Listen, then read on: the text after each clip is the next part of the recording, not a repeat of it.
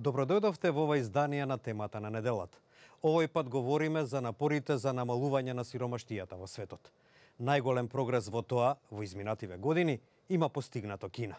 Каква е состојбата во Македонија? Светската банка им одаде признание на кинеските власти за нивните напори да намалат големата сиромаштија во земјата.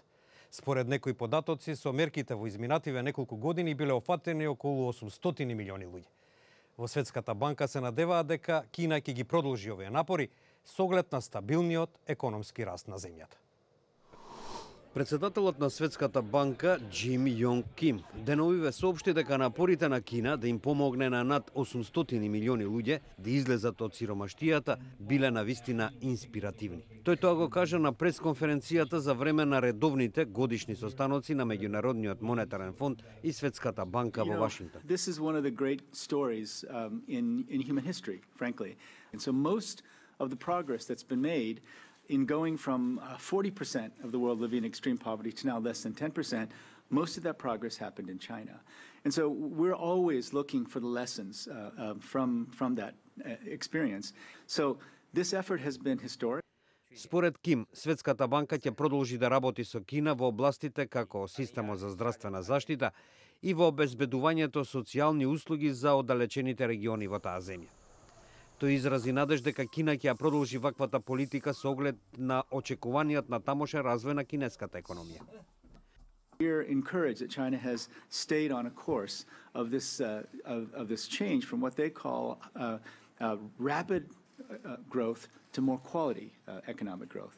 And while we think that the growth rate is going to remain stable in China this year. Претходно, Кинеското биро за статистика соопшти дека продолжува да се подобрува животниот стандард во земјата, што се должи на економскиот развој. Шефот на бирото, Нин Јице, вели. 2011年农村贫困人口比2012年减少了5564万人，是吧？这个现在还剩是吧4335万人，是吧？贫困发生率下降了4.5%，比2012年下降了5.7个百分点。 До крајот на минатата година просечниот приход по глава на жита во Кина се искачи на 23.800 јуани, околу 3.610 американски долари, со годишна стапка на раст од 7,4%, што представува зголемување од над 7.000 јуани во споредба со 2012 година. Бројот на сиромашните во Македонија е алармантен, велат упатените, наведувајќи дека станува збор за 445.000 луѓе. Но според нив загрозени се многу повеќе, со оглед на тоа што во категоријата сиромашни спаѓаат и луѓе кои се вработени или примаат пензија. Односно, како што велат, вработувањето во Македонија не е гаранција и за подобар живот. Секој пети човек во Македонија живее под прагот на сиромаштија или околу 445.000 луѓе, според последните податоци на Државниот завод за статистика од 2015 година.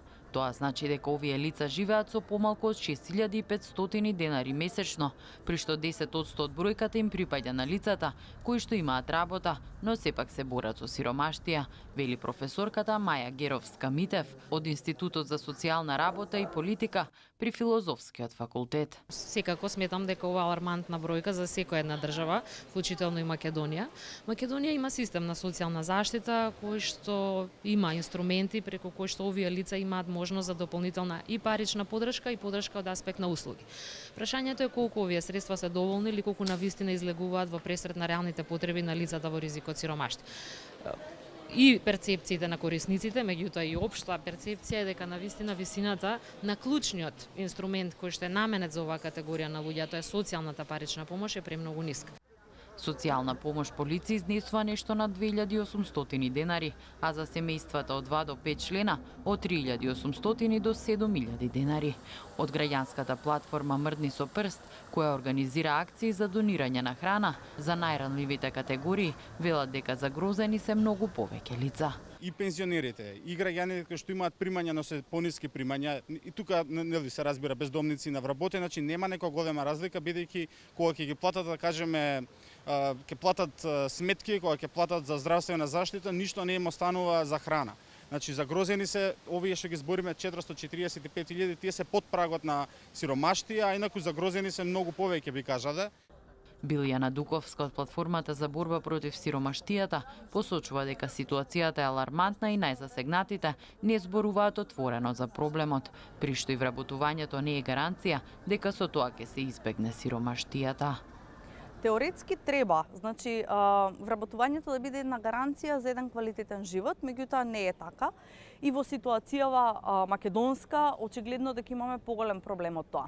Значи, кога зборуваме за вработување, евидентираме само луѓе кои што се вклучени формално на работните места, ама ние имаме многу луѓе кои што работат хонорарно или непријавено или покрај онаа работа формално која што работа заработуваат како знаат и умеат, и тоа се нашите модерни робови без работнички права, без место каде да се пожалат и без можност да ги остварат своите основни права. Од Министерството за труд и социјална политика соопштија дека иако Македонија со устав е дефинирана како социјална држава, во реалноста системот често затајува. Од Министерството најавија кратење на непродуктивните трошоци и на најранливите ќе им се помага не само преку парична помош, туку и нивно вклучување на пазарот на труд, како и зголемување на минималните приходи и обезбедување на перспектива за младите. Толку во ова издание на темата на неделата, во која се осврнавме врз проблемот со сиромаштијата и начините како таа да се намали. До гледање.